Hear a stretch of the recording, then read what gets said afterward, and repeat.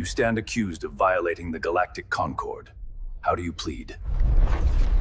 Not guilty. Hey there, fellow travelers of the void and seekers of truth. This is Alien Whispers, your gateway to the untold sagas of the cosmos.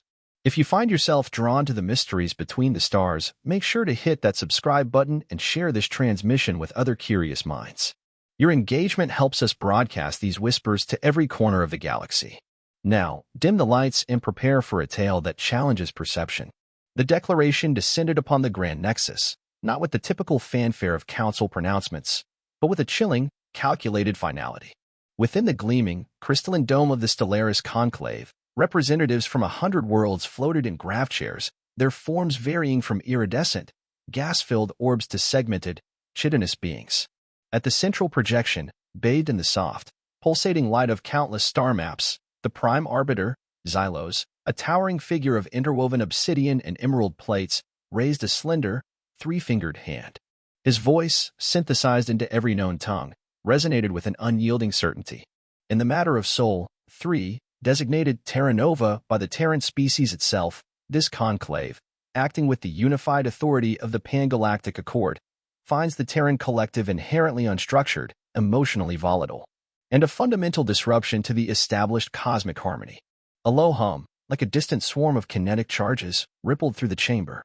Screens around the conclave displayed projections of Terra Nova, a vibrant blue-green sphere, then zoomed into chaotic urban sprawls and rapidly shifting territorial boundaries. Some delegates, notably the Jalarian, beings of shifting, golden-hued vapor, shuddered visibly, their forms briefly condensing in distress. Others, like the Calixian, whose multifaceted eyes glittered from within their ruby-red, segmented carapaces, clicked their mandibles in cold approval. No one dared to voice dissent. Xylos continued, his tone devoid of inflection, effective immediately. Terra Nova will be placed under a managed integration protocol. All independent interstellar assets will be decommissioned. Planetary infrastructure will be adapted for efficient resource allocation, and a comprehensive cultural realignment initiative will commence within cycles. This is not subjugation, it is an act of foresight, a necessary imposition of order. In the lower tiers, several luminar delegates, slender creatures of translucent, amethyst skin, chuckled, their laughter like the tinkling of ice shards. One, a male with vibrant sapphire eyes, nudged his companion, a female of striking elegance, her blue skin shimmering with subtle light, her form delicately alluring even in the solemn atmosphere. They still navigate by archaic star charts, he whispered, his voice a low, resonant purr. Their communication nets are riddled with personal expression. This isn't even a challenge.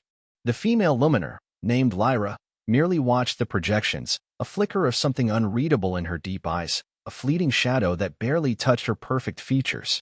Across galactic networks, the conclave's decree was being broadcast. On scattered outposts, in orbital stations, and within civilian habitats across distant star systems, the message played, a wide shot of the Stellaris conclave, then Xylos' declaration, translated into every species script. But within the core of Terra Nova, in the deep sheltered command center known as the Aegis Vault, located far beneath the desolate wastes of the Argent Steppes, the silence was of a different kind. Commander Elias Vance, a man whose face was etched with years of quiet vigilance, stood before the main display, the crystalline projection of Xylos' face reflecting in his steady gaze. Around him, younger officers remained seated, their faces a mask of stunned quiet. No one stirred. Lieutenant Anya Sharma, her dark eyes sharp and observant, exhaled slowly, a soft, almost imperceptible sound. They genuinely believe it, she murmured. They think this is the end. Across Terra Nova's interconnected networks, the conclave's transmission looped. Children in subterranean sanctuaries clutched their comfort blankets as alien arbiters proclaimed their fate. Elderly scholars in forgotten archives watched from ancient data cores, their eyes alert, their minds processing the implications. In orbital mining platforms above the gas giants of the Outer Rim, civilian engineers stared at each other in disbelieving horror. In a holographic lecture hall within a research habitat on Sol's primary moon, a xenolinguistics professor paused mid-sentence, slowly sank into his chair, and simply stared at the looping broadcast. But within the Aegis Vault, Commander Vance did not blink. He watched Xylos deliver the verdict one final time, then gave a single, curt nod to Sergeant Kai. "Initiate Phase Gamma," he commanded, his voice a low, unwavering current in the charged stillness. Seconds later, every channel, civilian, military, galactic, flickered. There was no sound, only an immediate, stark visual. The feed began with ancient footage, digitally restored and declassified only recently. A monochromatic image of a small Terran squad, moving with impossible fluidity, infiltrating a snowy, fortified outpost, silent, lethal. Then a rapid jump cut, an orbital strike, a single lance of pure energy erupting from an ancient satellite platform, vaporizing a colossal mining cruiser in a burst of light. Another cut, a low-altitude desert engagement, tracked vehicles kicking up dust as soldiers in adaptive camouflage sprinted alongside swarms of silent drones, breaching an enemy bastion in under a minute. The feed continued, a camera drone hovering over the scarred ruins of the Lyran siege, scorched earth, shattered sky bridges, and a lone soldier dragging his injured comrade from a collapsing corridor before the entire structure detonated behind them. Next, thermal footage from Arctic conflicts. Figures moving through sub-zero blizzards, forming intricate flanking formations, executing synchronized ambushes against armored behemoths twice their size. Still, no sound. Then came the final shot, Commander Vance himself, in a combat uniform, older, weathered, real. No filters, no enhancements. His commendations were muted, his collar loose, the fabric worn from decades of command. He didn't posture. He simply stared directly into the lens with the cold, unyielding precision of a man who had witnessed too much and forgotten nothing. Calm, measured, a phantom the galaxy thought pacified, now staring back with a silent, profound accusation. The screen went black. 10 seconds passed. Then chaos. Across the pangalactic opinion stream, a live feed of comments, votes, and reactions viewed by billions, the channel exploded into a maelstrom of disbelief. Is this a fabricated record? Wrote a Venari diplomat. That combat footage is centuries old, protested an analyst from the Omni Broadcast Guild. Why is there a Terran on screen? Are they not integrated? For some species, the question wasn't rhetorical. Entire generations had grown up believing Terrans were little more than exaggerated cautionary tales, myths used to justify orbital defense budgets or to warn against the perils of unchecked emotionality. In academic archives across the Midrim, Terra Nova's coordinates were marked as culturally irrelevant. In some sectors, even the name Terra had been replaced by numerical designations, scrubbed from common language by centuries of political oversight. They can't even maintain a stable warp field, can they? A whisper spread. But then, a different silence took over. Not the silence of confusion, but of creeping dread.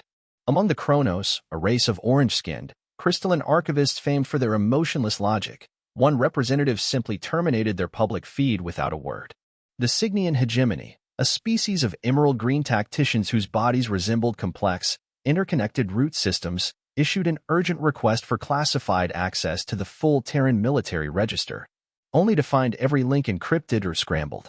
They attempted a secondary route, querying wartime archives of proxy conflicts and unaligned systems. Everything returned null.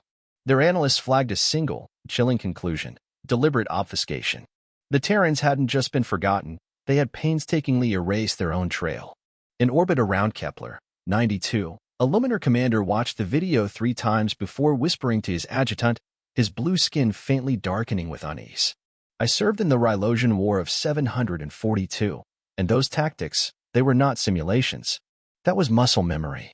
The raw, unadulterated instinct of conflict. In the Stellaris conclave, Prime Arbiter Xylos's expression remained unchanged, but a minute shift occurred in the light patterns across his obsidian plates, a visible nervous response to those who knew how to read it. Within the Aegis Vault, the command center erupted in quiet, purposeful movement. Officers passed orders, relayed messages, no one shouting, no one laughing. Just action. As if the conclave's verdict had been expected, as if this very response had been meticulously rehearsed for decades. In a lower-level sanctuary, a teacher turned to her class of young Terrans and said nothing, simply raising one finger to her lips, asking for stillness. The children obeyed without question. Some sat up straighter, one clenching a worn toy tighter, as if suddenly understanding what it meant to be from Terra Nova. On Sol's moonbase, a retired Lunar Guard officer clapped his hands once, a sharp, resonant sound, and limped toward the armory. In the Martian colonies, workers began sealing the tram lines with practiced, unhurried motions, not rushed, not frantic, but perfectly executed, as if programmed. Commander Vance remained in place for another few seconds, his gaze still fixed on the screen. Then he spoke again, this time only to his senior staff. They believe they just opened a door, he stated, his voice a low, gravelly hum. Let's show them what has always been waiting behind it. The corridors beneath the argent steps still hummed with the broadcast's echo, a silent current as the past began to resurface, quiet, steady, unavoidable. 830 years earlier, deep within the administrative core of the Pan-Galactic Accord, a quiet motion had passed with little fanfare. The Kyrian delegation, sleek and serpentine in appearance, with glassy black dermis and rows of bioluminescent tendrils coiling along their backs, submitted a classified proposal to the Security Consortium. A concern regarding the species designated as Soul Origin Type 3, colloquially Terrans. Redundant. Obsolete. Emotionally volatile, the Kyrian diplomat, named Soren, had stated. Unlike his peers, he never raised his voice or sought praise. Their archives reflect primitive dominance behavior and a proclivity for rapid, unpredictable aggression. We must ensure their capabilities are contextualized appropriately. No one objected. The Calixian wanted distraction from internal political shifts. The Luminar craved new diplomatic leverage within the Accord. The Kronos simply feared systemic instability. And so it began, the systematic reduction of Terran history. Centuries of conflict logs were relabeled as mythic narratives. Tactical archives were deemed simulation studies. The deepest files were reclassified under restricted mythologies inquiry, access requiring 10 layers of clearance, none of which were ever granted. Entire military campaigns, from the orbital collapse over Phobos to the siege of Arcturus, were edited down to footnotes. Even the designation Terran Command was replaced by generic labels like Localized Defense Cell 2274. By the 3rd century, Terra Nova's own former allies referred to them in the past tense. The erasure wasn't just permitted, it was encouraged. What couldn't be erased was buried. What couldn't be buried was mocked. The Kyrians' next step was quiet, surgical. They recruited the Ares, amorphous beings without a homeworld, who had survived for millennia by selling their services to the highest bidder. Their default form resembled something spectral and fluid, elongated, shifting outlines with 4 deep, reflective eyes, and translucent skin that shimmered faintly when at rest. But they rarely remained in their natural state for long. They were observers by nature, chameleons by biology. For the sole assignment, 50 Ares were deployed. Their mission was simple: blend, observe, report. Kale was one of them. He arrived on Terra Nova during the Reconstruction era, assuming the role of a data analyst embedded in the Pan-African Technical Union. Others filtered into academic councils, shipping guilds, planetary registries, spaceport directories. They became musicians, engineers, historians. One became a bartender in the Martian frontier city of Astria. For 36 cycles, none of them ever broke cover. Until some of them did. The fracture began quietly. Kale had formed an unexpected bond with a Terran xenolinguist named Dr. Eris Thorne, a former orbital pilot turned cultural ambassador. They debated constantly, laughed often, and shared holidays. When Thorne was diagnosed with advanced neural decay, Kale sat by his bedside for 5 cycles, unmoving. Thorne died clutching Kale's fluid-like hand, whispering, "Thank you," to a man who never existed. Kale remained motionless, and something deep, ancient, unnameable within him fractured. Another Ares, named Syn, embedded as a propulsion engineer on the Europa Ice Station, filed her 6th report late, then skipped it entirely.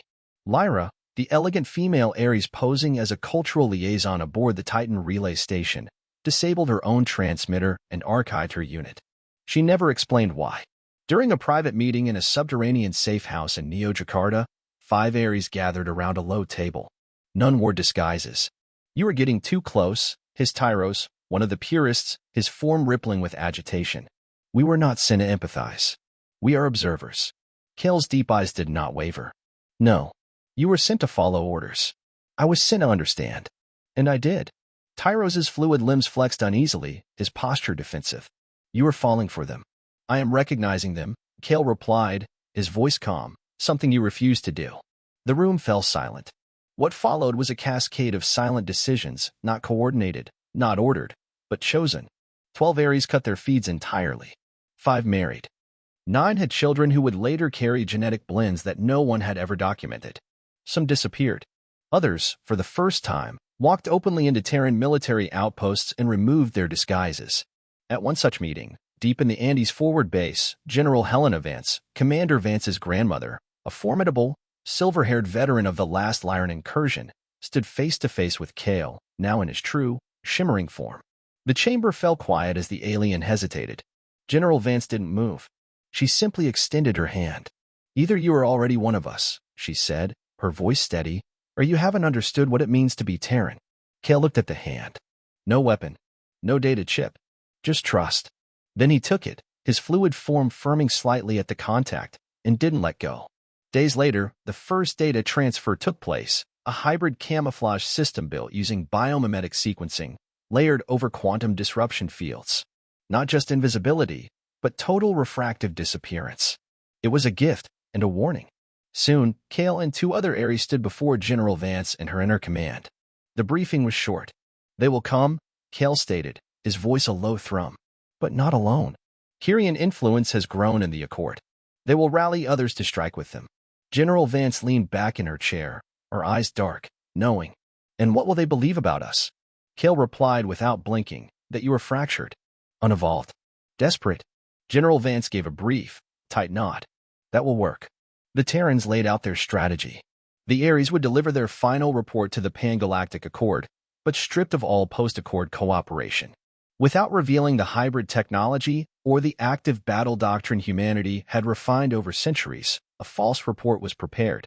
In the upper tiers of the Accord command, the reaction was immediate. The Kyrian representative, Soren, seized upon it, standing before the Grand Council and slamming his tendrils against the data scroll. "They are accelerating development in secret. This is a breach of treaty. A threat to interstellar equilibrium. I call for forceful resolution." The Calixian seconded. The Luminar followed. Even the passive Chronos cast their light in agreement, anxious to avoid being labeled weak.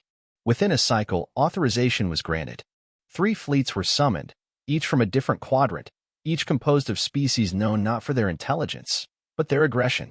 The Forlag, whose exoskeletal dreadnoughts never negotiated. The Solari, whose methane breathers fired on civilian frequencies without distinction. And the Skrull, a fanatical species that regarded Terran physiology as an affront to natural order. From the command balcony of Terra Nova's Eastern Orbital Array, Commander Elias Vance, then a young captain, watched as transmission logs spiked. The war was coming. In the shadows beside him, Kale remained silent. "They think they are coming to crush us," Vance said, not turning his head, "but they are walking into the center of something they never learned to understand."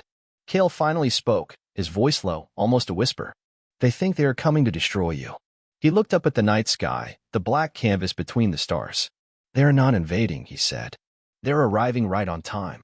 The first fleet crossed Neptune's orbit at full combat spread, engines flaring like comets behind rows of exoskeletal dreadnoughts. The Forlag led the vanguard, towering vessels forged from organic alloys, bristling with articulated weapon limbs and flanked by clouds of smaller parasite craft. Their flagship, the Iron Maw, moved with the momentum of a falling continent, its commander, a grotesque mass of plated muscle named Rojat, broadcasting a single word on open channel: submission. There was no response. The second fleet entered moments later from a separate vector, further in system. Solari swarm carriers pulsed with methane jets, their hulls segmented and scale-coded, each vessel designed for atmospheric breach and planetary shock drop. Skrull interdictors moved like daggers between them, sleek, obsidian crafts with no visible propulsion and no visible crew, as if grown rather than built. Still, no response.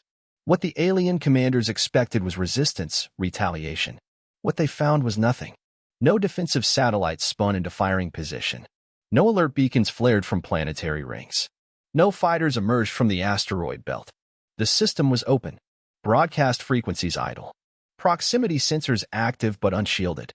It was as if the Terrans had forgotten how to defend themselves. Rojat chittered in disbelief. "We are not even challenged," he spat, his voice rasping over the comms. "Their orbital grid is dark. We strike now.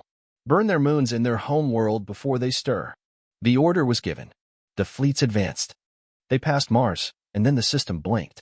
Just once. A flicker across long-range telemetry. A fractional delay in magnetic echo fields. Most captains dismissed it.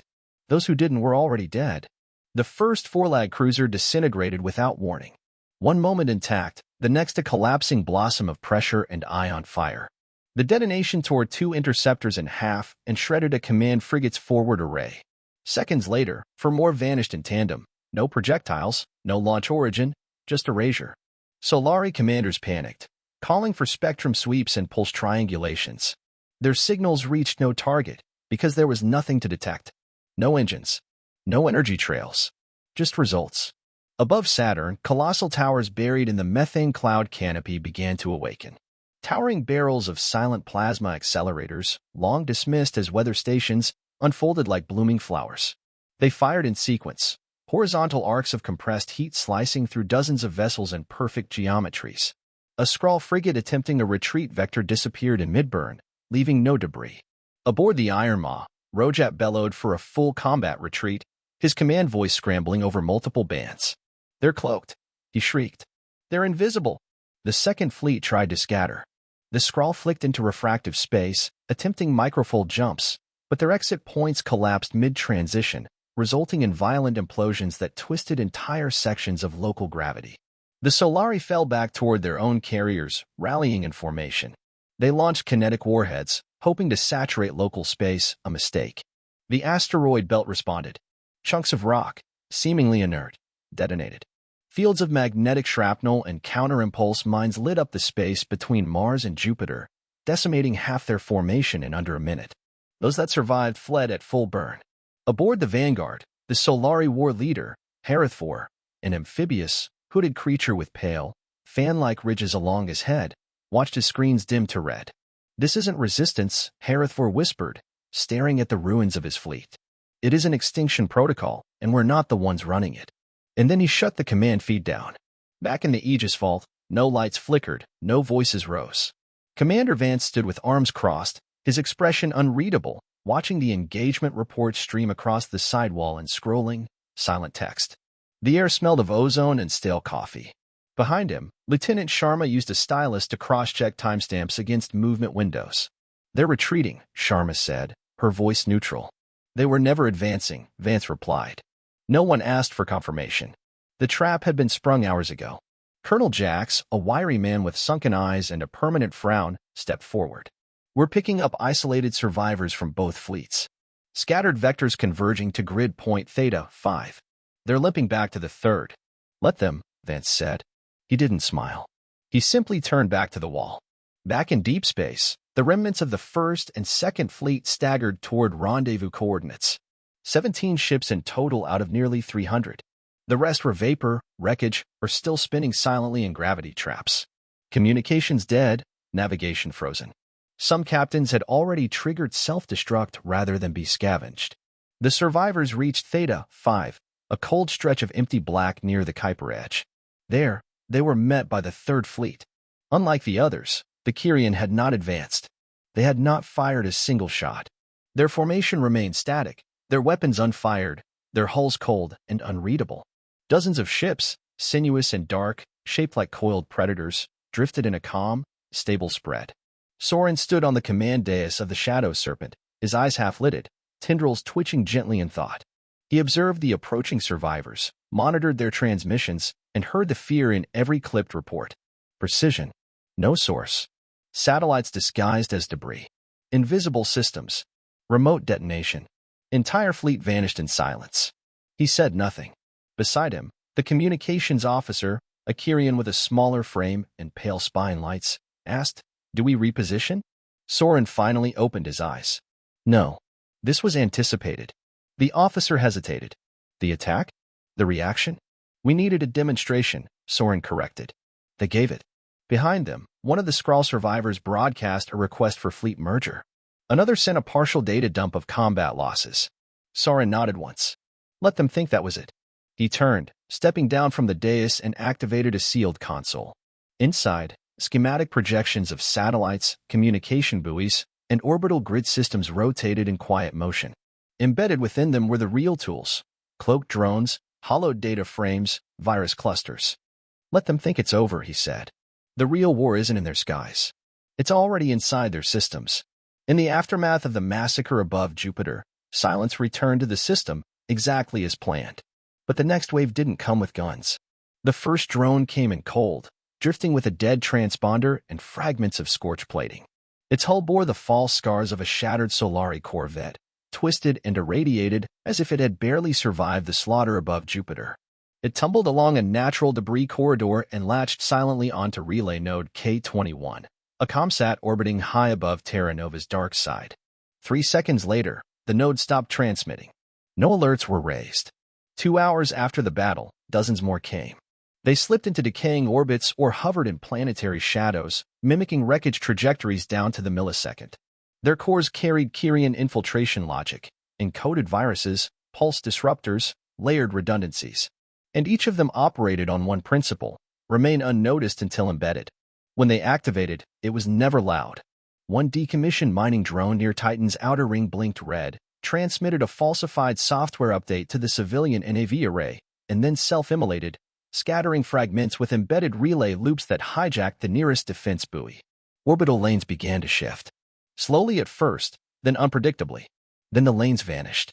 Back in the Aegis vault, lost contact with Sector 6, Lieutenant Sharma reported, her tone tighter than usual, confirming loss of tether pings from outpost arrays on the Martian side. Commander Vance didn't move. His eyes were locked on the central display wall, rows of encrypted feeds now blipping irregularly, some flickering out mid-cycle. Colonel Jack spoke up, his voice dry. We're seeing partial collapses across relay bands. Stations are still active, but they're not responding to queries. We've had to switch to fallback triangulation. Major Evos, a logistics officer from Europa Command, stepped forward. Sir, with the main uplinks down, we're blind across 3 sectors. Long-range comms can't penetrate the fallback encryption cycles fast enough. Tactical relays are fragmenting. A tremor of silence rippled through the room. Then came the first hard report. Leonov Station. Gone dark. Vance turned his head. Repeat that. Leonov? We lost telemetry and heat signature 5 seconds apart. On screen, the schematic of Mars updated in real time.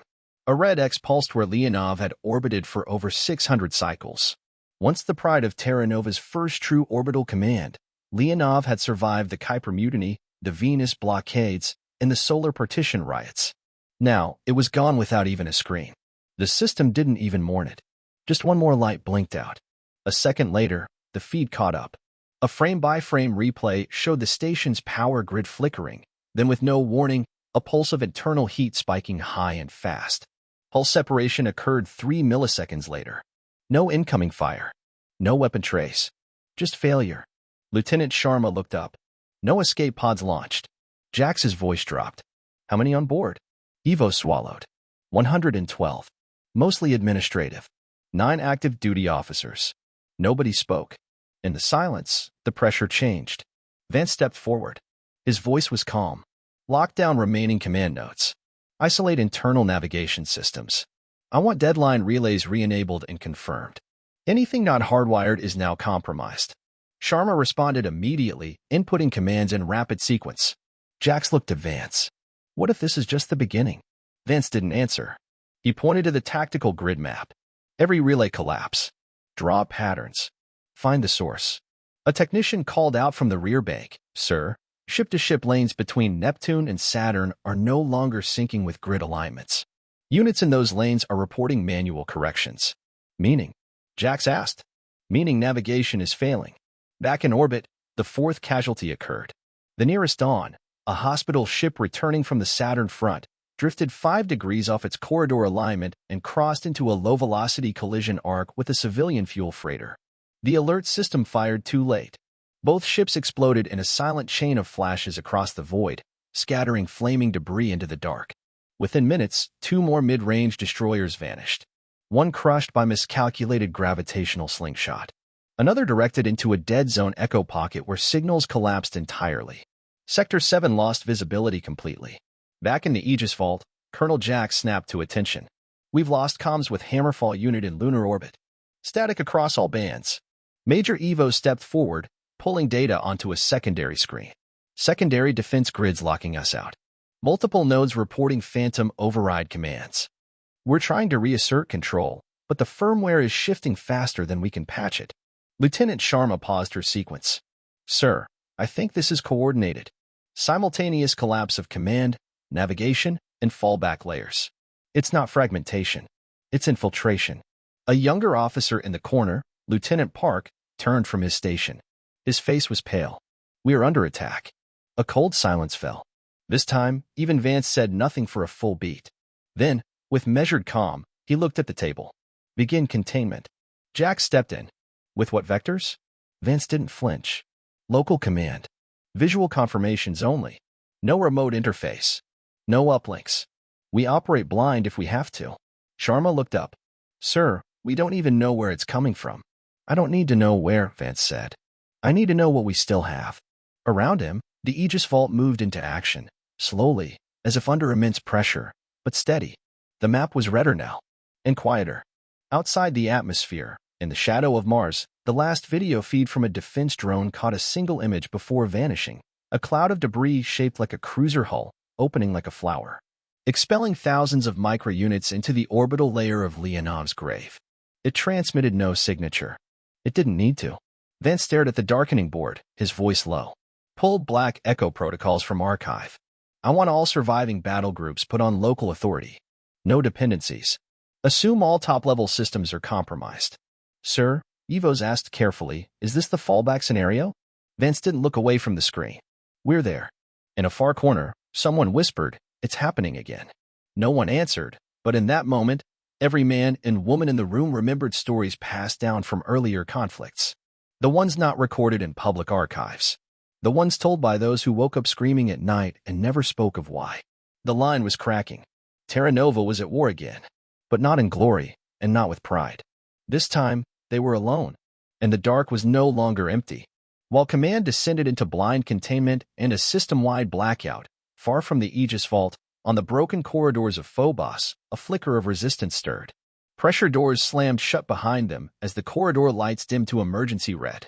Lieutenant Marco Vasquez ducked beneath a crackling conduit, his rifle slung tight across his chest. Phobos Station Delta 2 was in freefall, power cycling sporadically, gravity shifting in sick lurches around him and 4 others from Echo's cell.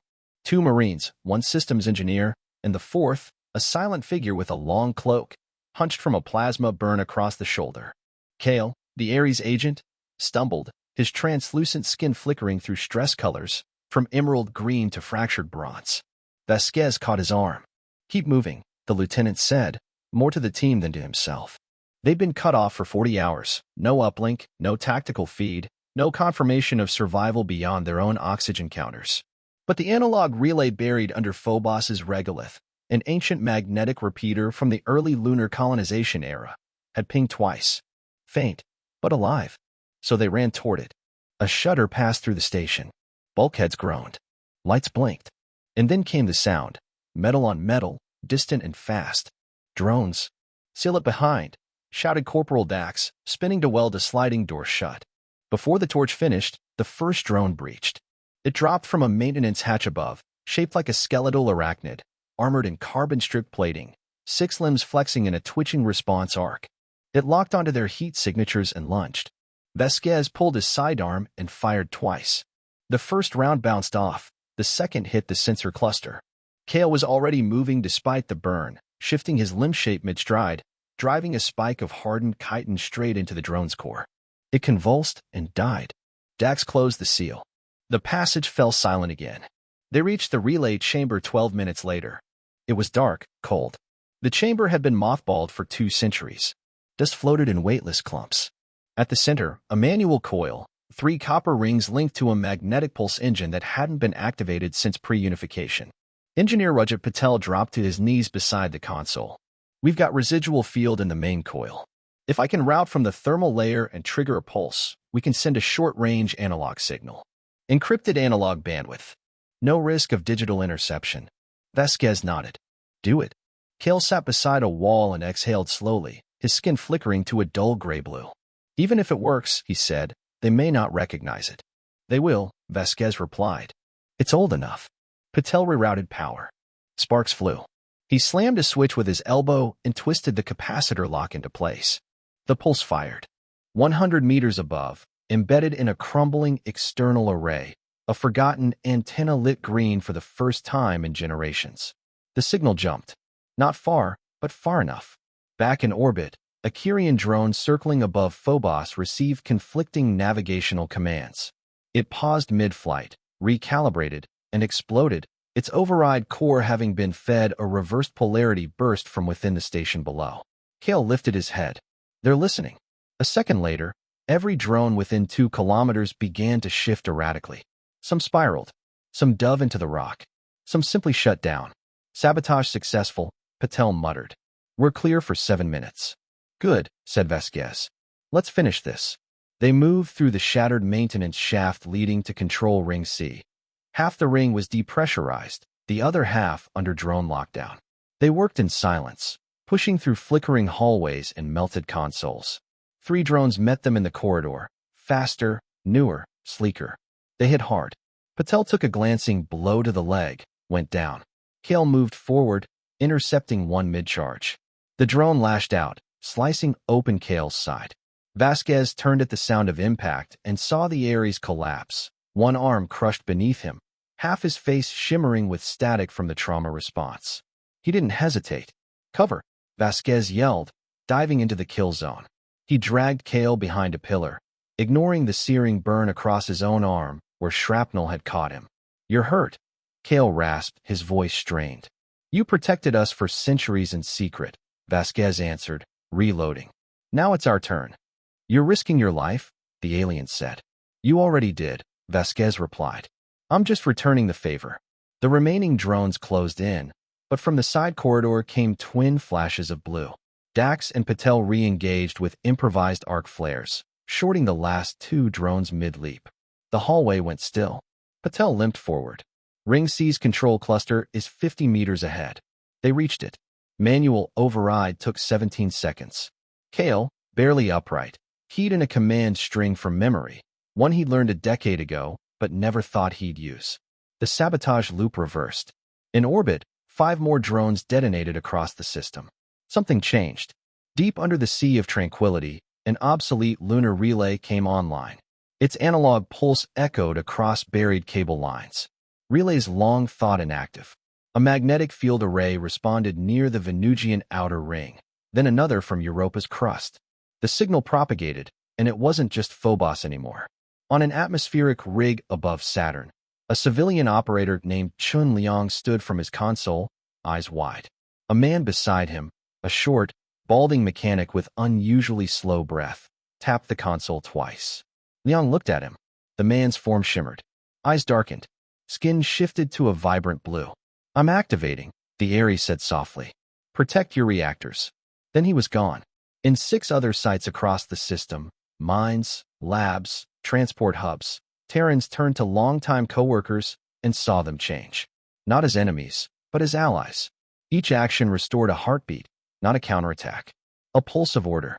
In each case, no alarm sounded. No one screamed. Precision timing. Loyalty.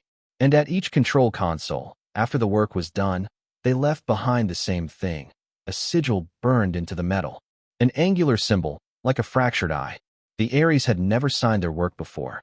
Now they did. Not as infiltrators, but as comrades. The tactical board in the Aegis vault flickered once, then pulsed. Red zones shifted. Some yellowed. One blinked green. Colonel Jax stepped forward. We just re-established contact with Lunar Relay Net. Local authority nodes are responding from Phobos and Venus sectors. Major Evos stared at the feed. How? We didn't send anything. Commander Vance said nothing at first. Then, as the board slowly recalibrated, he stepped closer. They were with us the whole time, he said, his voice a low, steady rumble. Waiting for this moment. He didn't smile, but for the first time in days, he stepped away from the screen. While the galaxy reeled from flickering lights and rising signals across Phobos and Europa, beyond Neptune's frozen edge, nothing moved. No transmissions. No comms. No life signatures. Just the deep void. And a silence that pressed in. The true Terran fleet rested there, cloaked beneath layered thermal baffles and refractive mesh fields, aligned in concentric formations so large they warped local gravitational drift. Hulls coated in obsidian hex sheath, systems running on optical fiber and magnetic trigger relays. They drifted like carved monoliths, dead to every known scan, but alive in every way that mattered. It had no name in public registers. No visible ID beacons. No broadcast relays. Internally, High Command simply called it deep slumber. Back near Saturn, The third Kyrian fleet, undaunted and untouched until now, watched the rising signals from recaptured zones with an emotion they had no name for: unease. Aboard the Shadow Serpent, Soren stood still, tendrils twitching in microscopic pulses as he reviewed a cluster of sensor anomalies displayed in golden red across the main array. The feedback wasn't dramatic, barely measurable distortions, pressure shifts, inconsistencies in distant gravitational harmonics. But they repeated. Regular. Predictable. Like breathing. Commander Urath Vin, a senior Solari tactician embedded with the fleet, shifted nervously in his ambient tank. His translucent body, gilded and wide-framed, pulsed with stress light down his flanks. That pattern again, Urath Vin croaked. 3 cycles now. This is no random drift. Soren didn't look away from the data. Amplify the last echo. Overlay against known stellar drift models. A technician obeyed. On screen, the patterns realigned. No longer random. They were spaced. Rhythmic. Another Kyrian, younger, sharper, leaned closer to the console. That's a staging grid. Soren finally spoke. Or a fleet hiding in one. Silence followed. Urath then shifted again. We've seen their ghost ships. Automated units. But if they are puppets, then someone is still holding the strings. Soren finished. He turned toward his operations chief. Launch probes. Full sweep of the outer system. Search beyond Neptune. Deep vector arcs. The order went out. 8 long-range probes deployed from the fleet, streaking across space on silent rails. None came back. 3 vanished mid-jump. 2 transmitted static, then ceased. 1 returned a single distorted frame, a shadow far too large to be a ship, blocking starlight across 1/3 of the image. Then, silence. The Kyrian command center darkened as the ambient lights dimmed in silent acknowledgement of loss. No alarms. Just raw data. Send another wave, Soren ordered. But his voice had grown quieter. Urath Vin didn't speak. His eyes remained locked on the display. The technician to his left whispered, "What are we missing?" Then came the shift. It started with gravity sensors, pinged anomalies on the far edge of their surveillance net. Not heat, not EM, just gravitational distortion waves. Layers, interference patterns, too symmetrical to be natural. Ship mass, muttered the Kyrian physicist on duty, Zoran Telk, blinking his crest lights in confusion. Or planetary. No, too localized. It's rising. Nothing's on scope, said the young comms officer. Exactly, Zoran Telk whispered. That's the problem. Then one of the ships moved. Just a fraction. Just enough to disrupt the gravity field in its immediate space. But it was enough. More movement. Another. Then another. 97 units activated their cores at once, low-energy resonance pulses. No weapons. No engine heat. Just presence. Their position became reality. The gravitational web blinked, then stabilized, now undeniably warped by thousands of massive objects, invisible to every eye. The prey hadn't noticed, but the trap had already closed. Aboard the Shadow Serpent, Soren stood frozen. Are those Terran? Urath Vin asked. Soren didn't answer. The technician stared at the recalibrated projection and said, "There's no life signs." A beat passed. Urath Vin's eyes narrowed. "The ones we fought, those weren't manned either." "No signals," the technician said. "No AI signature. No neural flux. Just mass. Structure." Zoran Telk inhaled sharply, his voice barely audible. "It's not a fleet," he said. Everyone turned to look. "It's a construct," he continued, his eyes wide. "One structure, broken into form. Like armor. A skin of ships." Soren stepped forward, his voice colder than before. "Prepare to withdraw. Now." The navigation officer entered coordinates. Engines lit. Warp vectors locked. And then, nothing. The field didn't respond. No fold. No surge. The stars remained still. The universe didn't let them leave. The jump cores blinked amber and went inert. "Gravlock," the navigator said, stunned. "We're caught." "How?" Urath Vin snapped. "No anchors. No gravitational sources." "They're making it," Zoran Telk whispered. "The field, it's artificial." Panic began to seep through the silence. No one shouted. No one ran. But you could feel it under the skin, behind the eyes, as every officer's breath drew shallower. Then, on the edge of the field, more lights. Not bright. Not fast. Just slow pulses as ships revealed themselves one by one. Enormous, pitch-black silhouettes, shifting from invisibility to shape, forming the outer wall of a sphere. Each vessel larger than anything ever recorded. They didn't look built. They looked unearthed. Slow. Intentional. Like tectonic plates turning. Not designed for speed. Designed for permanence. On the Shadow Serpent, Soren stared at the central projection. The crew waited for his word, but he didn't speak. On one of the rear decks, a junior sensor officer whispered to himself, staring at the distortion map. "That's not a reading error," he said. He leaned forward, his blue skin pale. "It's a shadow. And it's alive." Back in the Aegis vault, no celebration, no applause. Just one line of data blinking across the screen. All units confirmed. Synchronization complete. Lieutenant Sharma turned to Commander Vance. "Sir, fleet integrity at 100%. They've never seen us." Colonel Jax leaned in. "We're inside their gravity well. Total vector advantage. Time to target on every node. 0. Vance said nothing for a second. Then status. Sharma's hands moved swiftly. All nodes green. Cloak holding. Reactors primed. Firing solutions distributed. Major Evo stepped forward, his face tense but steady. "They don't know what they're looking at, sir." Vance paused. "Silent." "Good," he said. The calm light pulsed. He raised a hand, but didn't touch it. Around him, the board glowed. Outside, the deep slumber stirred, one order away from turning the dark into fire. The map didn't blink. It watched. The command light turned green. Inside the core bridge of the UNS Vigilance, flagship of the Terran war fleet, hidden beyond Neptune, the command deck buried beneath 2 meters of hardened plating and magnetic shielding was silent as the stars outside began to move. Commander Vance didn't need to give the order aloud. He simply lowered his hand. 10,000 warships answered from the void. The Terran fleet unfolded like a memory too large to stay buried. Not all at once, but in waves. Formations unfolded like blades drawn from invisible sheaths, decloaking in synchronized patterns across every axis of the grid. Black hulls shimmered into view, edges lined with magnetoreactive armor and stealth-absorbent tessellation. Turret banks slid into locked positions. Reactors powered to full. Hull plates braced. Each ship showed no insignia, no flourish. Just cold readiness. The Kyrians saw them too late. Aboard the Shadow Serpent, panic finally broke containment. "New contacts," screamed the comms officer. "Multiple vectors. Mass signatures exceeding protocol class." "How many?" Soren snapped, his tendrils rigid and curled beneath his ropes.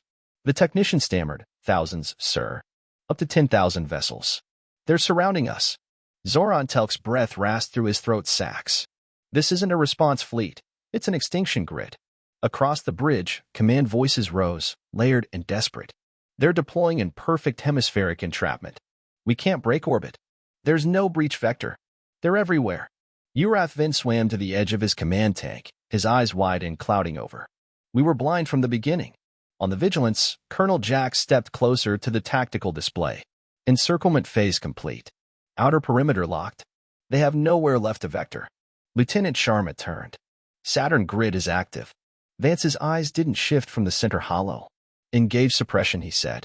Far beneath the icy plane of Saturn's rings, a silent structure flickered to life.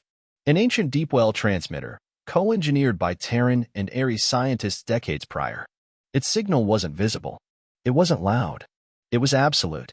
A pulse, soundless and unseen, rippled from the rings. Not an explosion, but a veto. Gravity itself said no. Calibrated to anchor warp cores into false negative feedback. Every Kyrian vessel that attempted to prime its jump engine found only static and system null. Back on the Shadow Serpent, chaos erupted. Full drives failing. Vectors won't lock. Engine response degraded. Soren watched as his fleet dissolved into fragmentation. No cohesion. No escape. In front of him, dozens of Terran dreadnoughts hovered in complete silence. Inside the Aegis vault, Major Evos whispered, "Sir, they're frozen. Their entire command fleet is static." Vance nodded once. "Hold formation. No fire." Colonel Jax narrowed his eyes. "You want them to see it?" "I want them to remember it," Vance corrected. Back in the Kyrian Core Command, the last attempts to coordinate retreat collapsed. Audio traffic looped with error. Chain of command signals fell into recursive dead zones.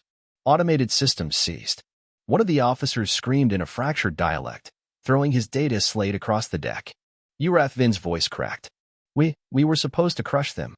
Soren did not move. He looked at the map. 10,000 warships formed in silence, aimed, powered, surrounding every Kyrian vessel without so much as a flare. Then he turned. Transmit, he ordered. Full band galactic. Open frequency. The comms officer, hands trembling, nodded. A single message left the Shadow Serpent, broadcast in clean pan-galactic accord protocol. We request formal terms of surrender.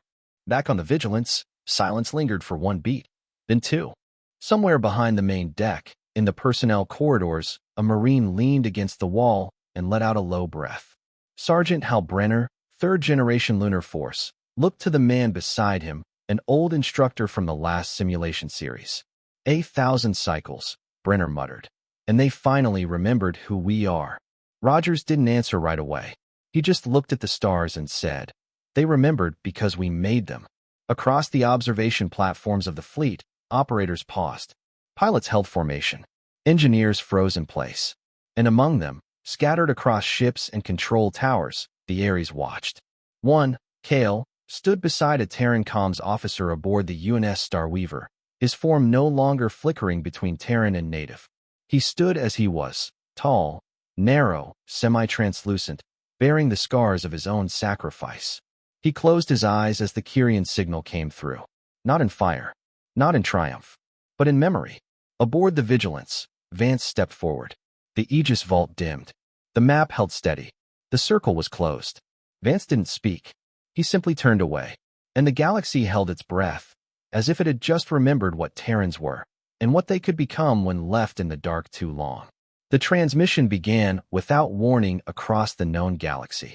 On civilian hubs, military platforms, trade routes, and border colonies, screens flickered once, then stabilized into a single image. Commander Vance standing alone in full uniform, the seal of Terra Nova behind him. No flags, no anthem, no ambient tone, just silence. His eyes were fixed on the lens, unflinching. "You spied on our movements," he began, his voice calm, clear, resonating with quiet power. "You forgot we invented them." No preamble, no escalation. He didn't blink. The feed expanded into a split display. On the left, the wreckage of Kyrian vessels floated in silent procession, dragged through escort corridors by Terran patrol ships. Their weapons deactivated, their engines cold. They offered no resistance. They were not prisoners, just remnants. On the right, orbital scaffolds flickered to life. Terran and Ares engineers worked side by side atop the shattered frame of Relay Platform 3 Delta above Mars. Sparks flew from torches. Cable lines reconnected. Stabilizers were realigned by 4-limbed Ares technicians whose forms no longer hid beneath Terran guise.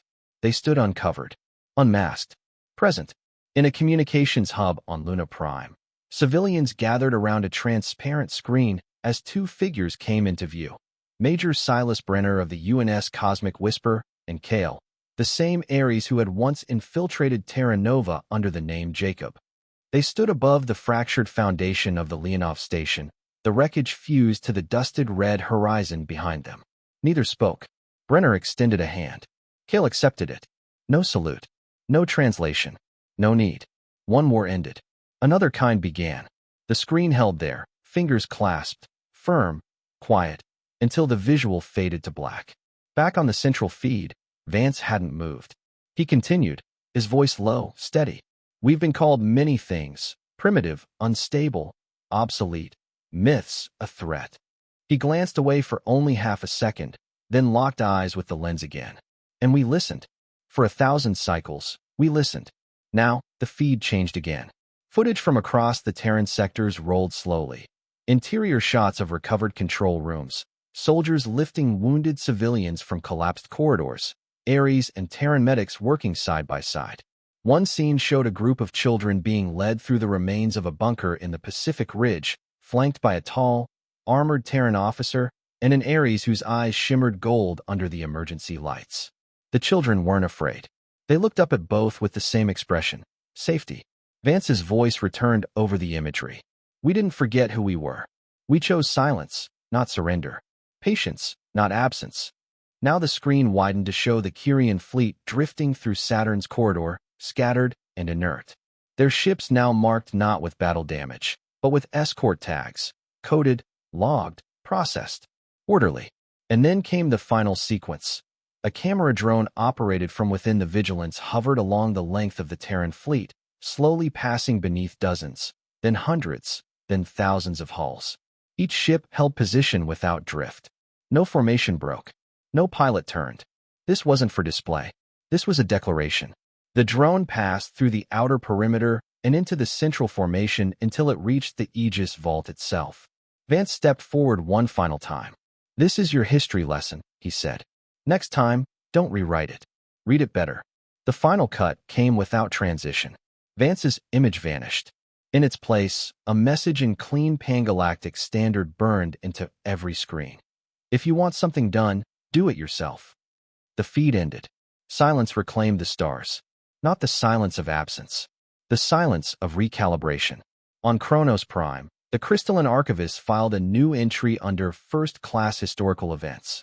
On Solaris 8, the Solari delegates canceled their next summit and ordered a full review of diplomatic assumptions regarding Terra Nova. On Calixia 3, the segmented dignitaries issued a rare broadcast. "We misjudged. Correction noted." Even on the distant world of Varlon, where the Skrull held no respect for organic tactics, one elder cast member simply stared at the static feed and said, "They built that in the dark." Back on Terra Nova, beneath the reinforced sky of New Geneva, two children, one Terran, one not, ran across a restored training field near the old Citadel ruins. The Ares child stumbled, laughed, and got up again. No one stopped them, and no one watched them with suspicion. At the edge of that field, an old technician knelt near an open panel. On the inside, next to the old Terra Nova defense logo, was a new symbol etched into the alloy by hand, a fractured eye, an Ares mark, but no longer alone, and no longer hidden. It was once a symbol of surveillance. Now, a signature. "Hey there, space human. I'm really curious about your thoughts on this story. Drop a quick comment and let me know what's on your mind, or just say hi if you prefer. Either way, I'd love to hear from you." Oh, and one last thing. Every great soldier knows that to survive and become a hero, taking care of yourself is key. So before you go, check the pinned comment. Trust me, it's important. And I've chosen another story for you to dive into. Just click the card here or here if you want the whole playlist. See you there, and remember to subscribe for more whispers from the cosmos.